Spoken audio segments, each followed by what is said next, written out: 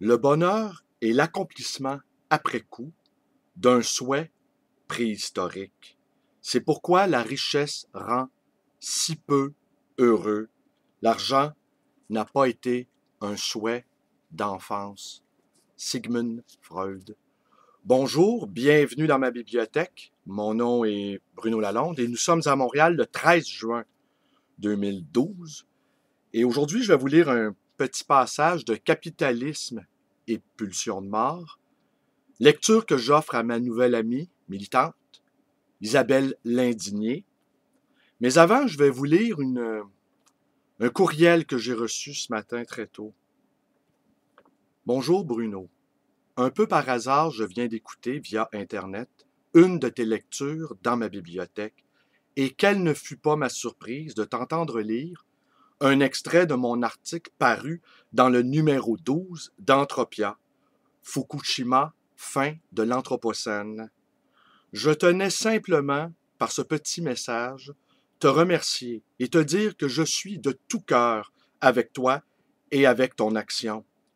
Je suis en train de préparer un dossier, numéro 13, qui aura pour titre « La décroissance et l'État ». Le numéro paraîtra à l'automne prochain et tu y trouveras mon nouvel article qui se termine clairement par un appel à l'insurrection généralisée. Je te salue fraternellement, Jean-Claude Besson-Girard, directeur d'Entropia. Eh bien, Jean-Claude, je te remercie de me remercier. Ça m'a fait plaisir de lire cet extrait. Je suis avec attention vos travaux. Ça m'épate beaucoup. Et je vais vous montrer d'ailleurs à l'écran ce numéro de la revue Entropia. Fukushima, fin de l'Anthropocène. Je ne saurais trop vous recommander la lecture de ce numéro. Vraiment excellent. Quand on lit des extraits comme ça, c'est difficile de choisir tant il y a des choses qui nous plaisent. Alors, on va, un petit commentaire avant sur l'actualité en cours. Eh bien, c'est simple, ils tombent tous. Il n'y a pas une journée où nos dirigeants politiques et leurs commentateurs se couvrent de ridicule. Aujourd'hui, je me demande qui va tomber. Ils tombent tous, les uns après les autres. Ils tombent comme des mouches. Aubin, Folia, Saint-Pierre, Hamad, Facal, Bolduc. Et vous avez entendu Lise Thibault. Aucun commentaire à faire. C'est vraiment la fin d'un monde auquel nous assistons. Et l'émergence d'un nouveau. Et ces gens-là, c'est bien simple, ils paniquent. Ben moi, je leur dis simplement de prendre leur retraite. Liberté 55, ben c'est pour eux. Hein, ils nous ont vendu le concept, ils nous ont seriné sans cesse ce concept. Eh ben, je les encourage à prendre immédiatement leur retraite et bon débarras. Par ailleurs, j'ai cherché dans ma bibliothèque aujourd'hui le journal d'Eugène Delacroix. Je trouvais que c'était approprié de faire une lecture d'Eugène Delacroix quand on sait comment le Journal de Montréal a traité Amir Kadir.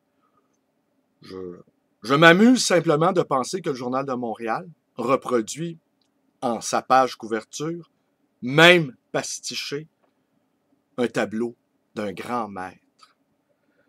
Et étonnante coïncidence, dans ma vidéo du 29 mai consacrée à Henri Beauchot, je lis un passage où Henri Beauchot explique son rapport avec la fresque d'Eugène Delacroix, le combat avec l'ange. Alors des fois, il y a des choses comme ça qui sont dans l'air. Hein? Et puis, une dernière petite chose. Hier, grande conversation avec un jeune homme d'origine égyptienne qui a étudié en sciences politiques et qui maintenant se dirige vers le droit et qui se réjouit totalement de ce qui se passe.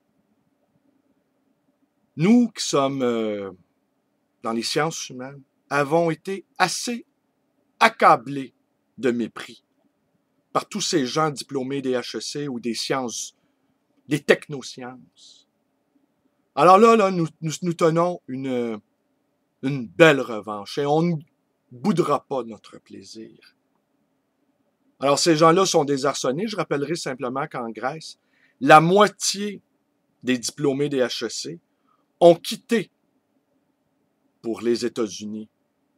Et l'autre moitié qui reste, sans doute, vont œuvrer à appliquer des mesures d'austérité de plus en plus nocives. Alors on imagine la suite, on imagine la haine, dont cette haine justifiée dont ces gens vont être l'objet. Je m'en délecte par avance, n'étant pas un pacifiste à tout craint. On a tous nos petits défauts, hein? Alors voilà, donc je vous lis un court passage. La nuit a été chaude et courte. Je suis un peu fatigué. Ni Freud, ni Keynes ne croient en l'autonomie de l'individu. Fable dont se sont emparés les économistes. L'individu est immergé dans la foule, inquiète, frustré, insatiable, sur laquelle pèse cette immense pression culturelle, ce mouvement illimité d'accumulation qui se fait au détriment des pulsions. Le travail culturel oblige les hommes à des sublimations pulsionnelles, dit Freud, car ce que l'homme consomme à des fins culturelles, c'est en grande partie aux femmes et à la vie sexuelle qu'il le retire. Il le retire dans le fait d'être constamment avec des hommes. La culture se plie à la contrainte de la nécessité économique, étant donné qu'il faut lui retirer à la sexualité un grand montant de l'énergie psychique qu'elle consomme elle-même. La culture se traduit ici, envers la sexualité, comme une tribu ou une couche de la population qui en a soumis une autre à son exploitation. Elle la transforme en du travail, duquel émerge parfois, c'est vrai, l'art et sa douceur, la douce narcose dans laquelle nous plonge l'art. La pulsion de mort est donc étroitement associée au refoulement sexuel dans l'aventure de la civilisation. Ce mélange est évidemment explosif. C'est une loi bien singulière que celle du capitalisme qui, pour tuer le feu des pulsions, y jette la paille des objets. L'incapacité de concevoir une limite propre à l'infantilisme est au cœur du capitalisme. Pourquoi désirons-nous tant d'objets?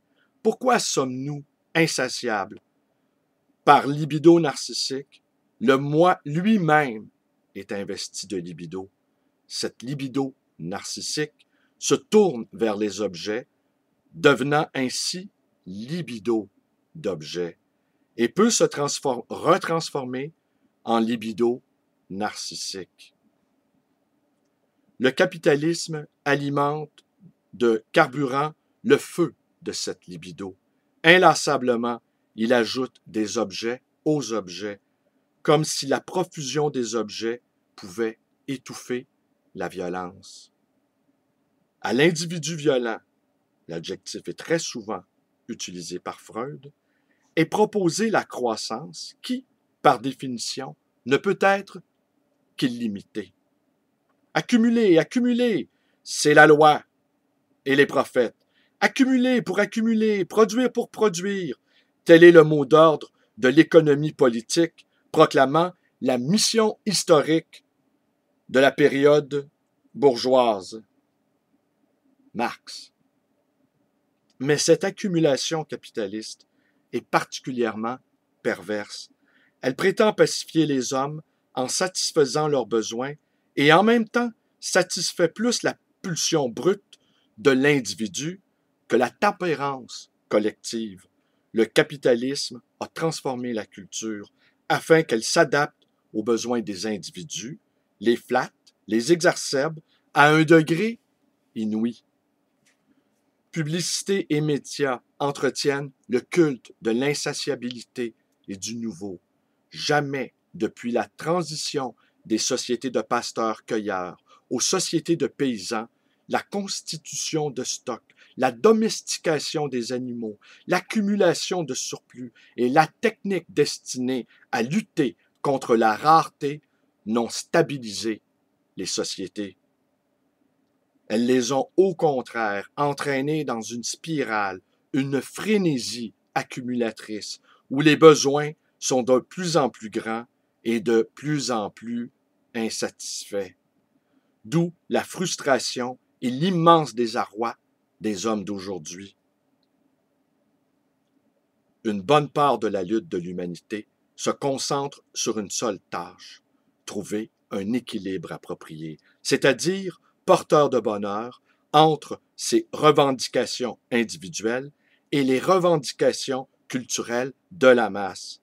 L'un des problèmes qui engage le destin de l'humanité est de savoir si cet équilibre peut être atteint par une configuration déterminée de la culture ou si le conflit exclut toute réconciliation. Les sociétés primitives avaient leur équilibre. Leur mythologie était sans doute suffisamment élaborée pour les préserver. Ignorait-elle le sadisme? Évidemment non. Les supplices l'attestent. La ritualisation du sadisme ne l'atténue pas. L'attention à l'environnement ne suffit pas à supprimer la violence qui doit s'exprimer dans la torture ou la guerre. Et le massacre de la nature par la société capitaliste ne supprime pas non plus la torture et la guerre.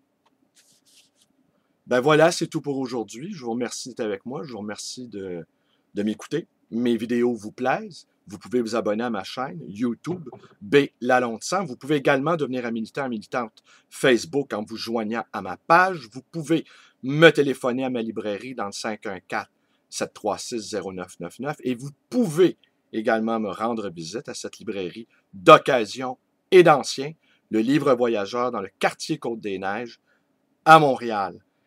Et pour les plus observateurs d'entre vous, vous aurez remarqué, mon carré rouge n'est plus un carré. Il est devenu un losange. Car maintenant, j'appartiens à la branche radicale des carrés rouges, les losanges rouges. Allez, merci et bonne journée.